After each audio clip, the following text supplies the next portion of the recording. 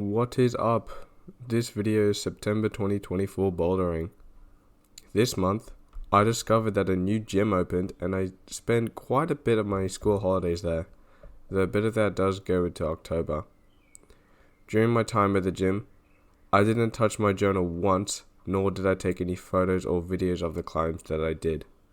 So the entire script will just be based off of my memory while I listen to some music. This video will be very much like a podcast episode.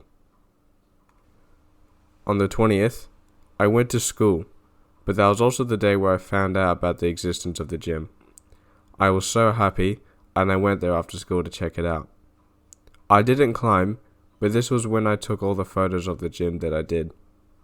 The first impressions and looks of the gym were pretty good, but I do think that the day pass is a bit pricey. Might as well just get a membership. I took my bike home crazy ecstatic. I couldn't wait to start climbing there. And that's all for the 20th. On the 24th, I would start going to the bouldering gym and climb there. I did a warm-up and I took my bike there, but again, I didn't touch my journal once, which is very inconvenient for this kind of thing.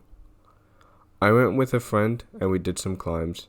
I still had most of my technique in me after only doing a whole bunch of flags on a warm-up climb. And after the easy warm-up climbs, we started to look at the more challenging climbs, going into the yellow territory.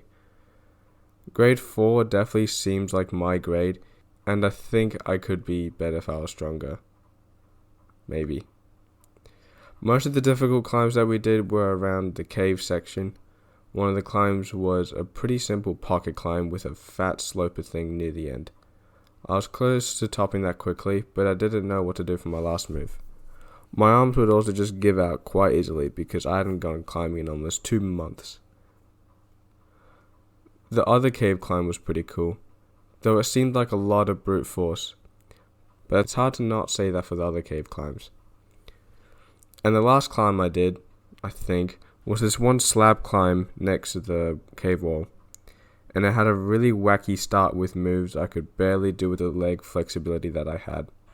I don't know how I'm supposed to describe this climb. There was this other slab climb that we did, but it was just stupid. My friend who attempted all these climbs with me topped all of the climbs that I just talked about, minus the stupid last one I was just talking about.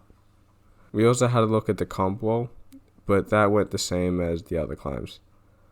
And after that, I took my bike home because I love my bike so much, and that's all for the 24th. On the 28th, I definitely would have climbed earlier, like on a day before, but I just couldn't because I was recovering from my muscles being sore after climbing on the 24th.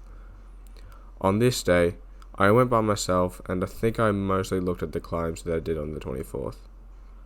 I did get to top both of the climbs in that cave, quite easily, actually. The pocket climb was done after my first attempt of the day.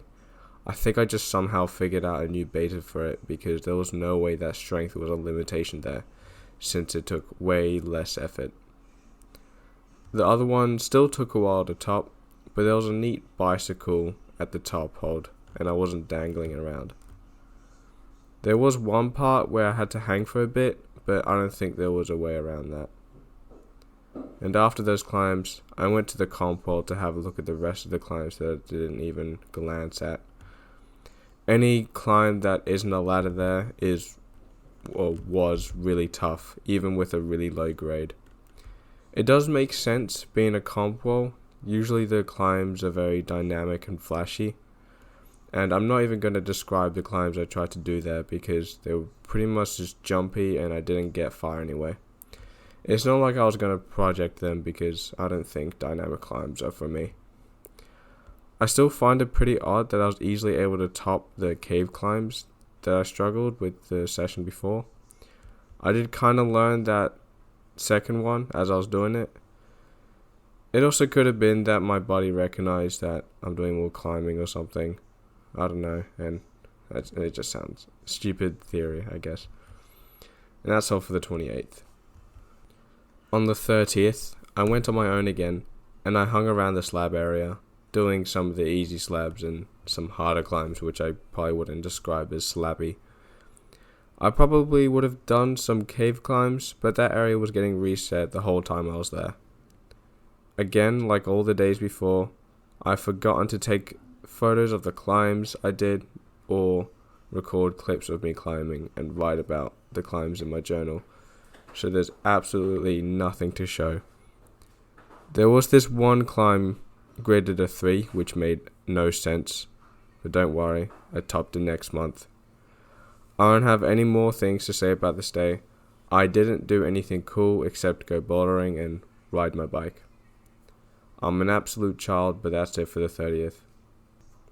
I only went to one gym this month, and I'm going to keep going there because I love it and it's actually in a pretty good spot.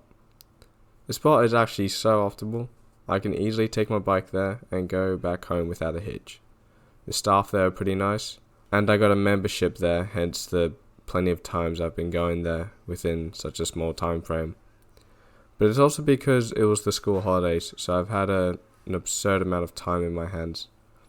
I think I made good use of it in terms of going bouldering. I'll definitely be going there after school when I can. I think it'll be good. It's going to be a while until I get back to school though. I think I should try to find a bouldering gym in France. I can't wait to try those new cave climbs though. And that's the end of the podcast. This is not supposed to be a podcast episode. Goodbye. Yeah, don't mind the background noise.